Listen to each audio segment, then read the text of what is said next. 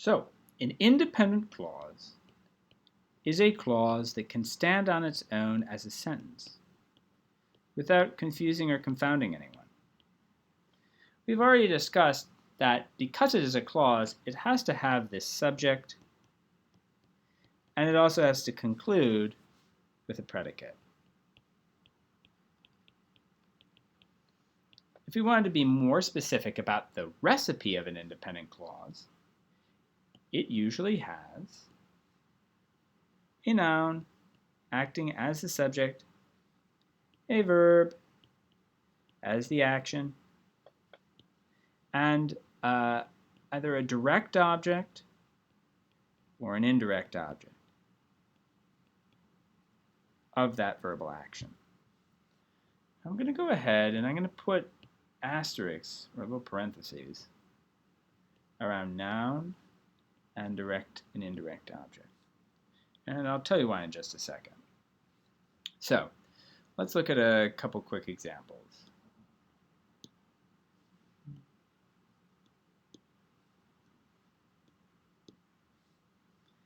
Pat loves cheese.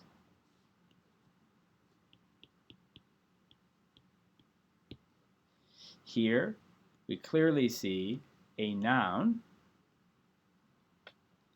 as the subject is Pat. We see a clear verb as loves.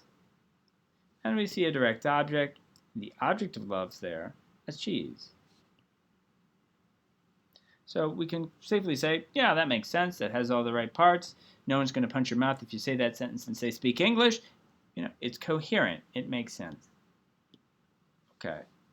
But we can also have independent clauses that leave out the noun or the direct or indirect object. For example, shut the dang door. Shut the dang door. Now in the sentence, shut the dang door, we have a clear verb, shut. We also have a clear object of the action. What are we shutting? We're shutting the dang door. But at first blush there, do we have a subject? And the answer is yes, we do. Because if your mom turned to you and said, shut the dang door, you wouldn't look at her and say, who are you talking to? Or more formally, to whom are you speaking? Right? You'd know. Mom is referring to you. You shut the dang door. And so that is an independent thought because you, in this case, is implied. For those of you who have studied Spanish, you know about the imperative voice or the command form in Spanish where you is implied, right? You sit down, right?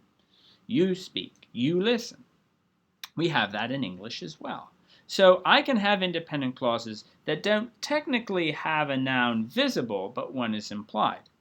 Similarly, I can have sentences without a clear indirect object, or even a clear subject, and they still can be fully independent. For example, eat, right? That is independent. It can fully stand on its own. It has an implied subject, you. We'll make it the right color because we got a theme going on, you. And it has an implied direct object as food. I mean, at least I hope it's food. It's probably not healthy to be eating anything else.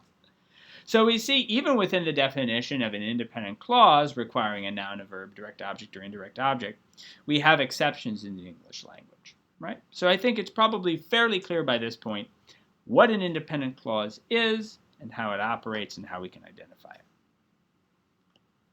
In the context of the SAT and ACT, though, you'll mainly be asked about independent clauses in relation to run-on sentences. Now, at the very beginning of the intro, as part of the teaser, quote unquote, I told you that you'd know the reason why run-on is probably not what you thought it was, a shocking revelation. So most students think that run-ons are sentences that run on too long. They think the fault or error of a run-on is that they're just overly long. They have too many thoughts. That's actually not true. Run-ons have nothing to do with length. A run-on, or more technically a fused sentence,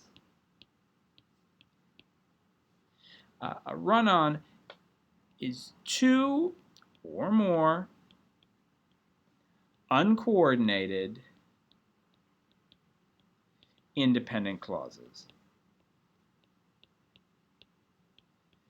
So a run-on is two or more independent clauses. And you can see with my expert drawn car crash here, it's just basically two independent clauses smashed together.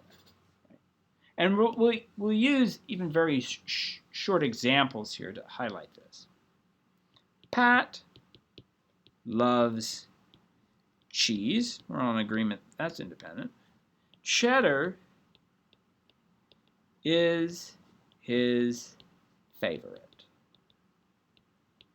Now that I'm writing that, I'm not sure that's true, but the context of this lesson, we'll go with it.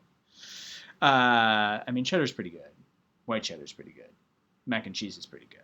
Maybe it is my favorite. So Pat loves cheese. Cheddar is his favorite. Well, we've already agreed that Pat loves cheese is fully independent, can stand on its own. What about cheddar is his favorite? Yeah, that's looking pretty good too, right? Because I have my subject, cheddar.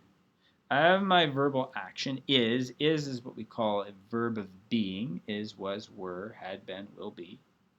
And then we have something serving as a direct object, his favorite. Okay, so we have all the essential points outlined here. Boop, boop, boop. Right?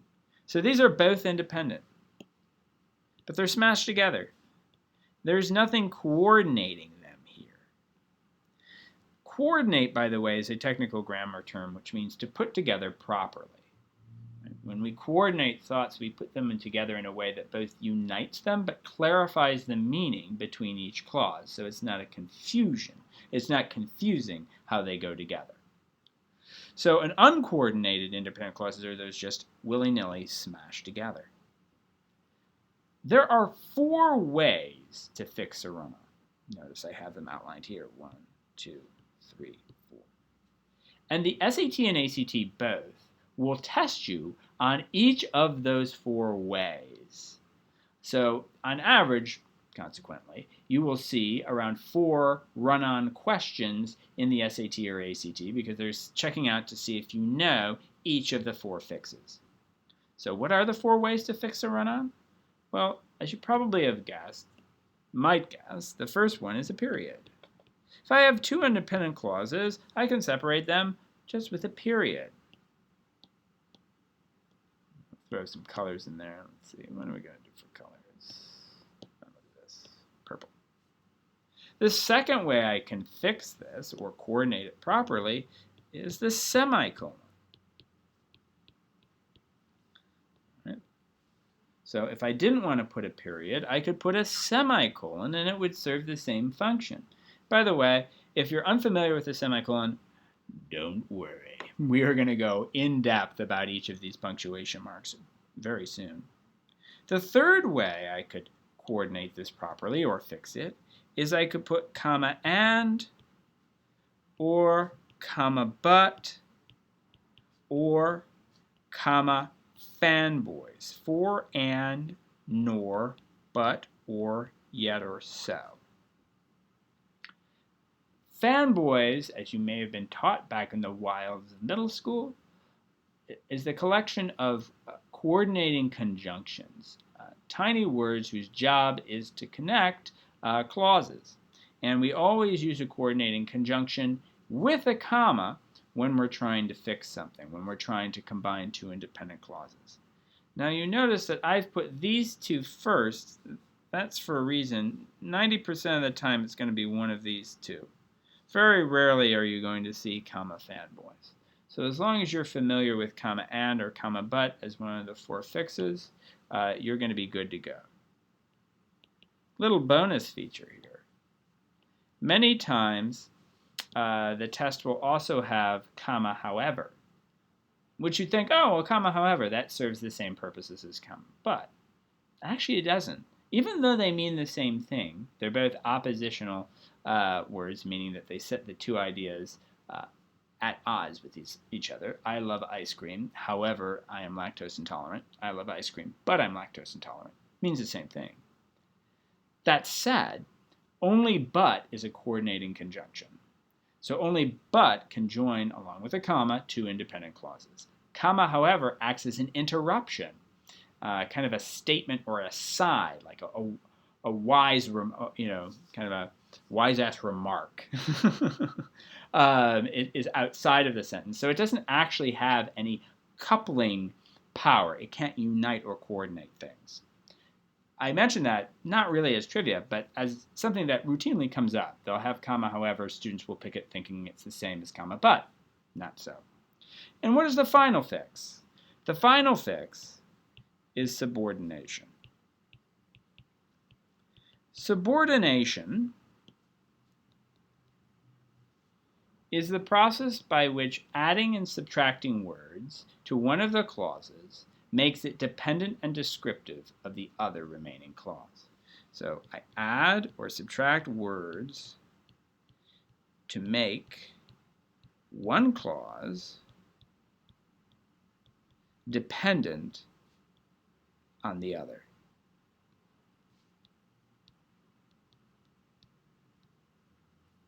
So I could, if I'm looking at my example here, that doesn't quite work because a cheese lover would be modifying cheddar. So maybe I could say Pat loves cheese, cheddar being his favorite, where I take is and turn it from a main verb into a participle. By and large, at least one out of the four is going to be subordination, where I'm going to be adding or subtracting words to make that second or first clause, it doesn't matter which one, dependent and descriptive on the remaining independent clause.